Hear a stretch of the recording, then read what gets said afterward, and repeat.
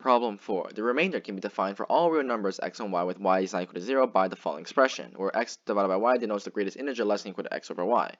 What is the value of the remainder of 3 over 8 comma negative 2 over 5? Literally plug it into the definition. So that is equal to 3 over 8, right, minus negative 2 over 5 times the floor function of 3 over 8, right, times the negative 5 over 2, right? That is literally plugging into the equation as it is.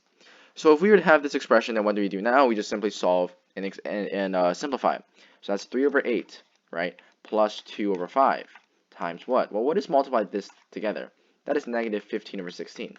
Beware of floor functions. First of all, how do you understand the floor of a negative number? Consider the floor of 0.5. That becomes 0.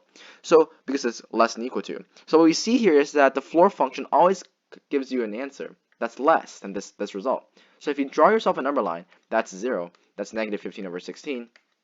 This is negative 1. This is 0.5. The floor function moves this down. And so we always have to move to the left. And so negative 15 over 16 is negative 0 point something. And so that must get rounded down into negative 1. So be careful on that. Literally give yourself a simple example and see the pattern and then deduce what that pattern must lead you to.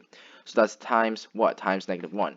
And so this is the same thing as 3 over 8 minus 2 over 5. And that should give you your final answer. That's 40, right? And that should be 15 minus 16, so negative 1 over 40. So that's answer choice B.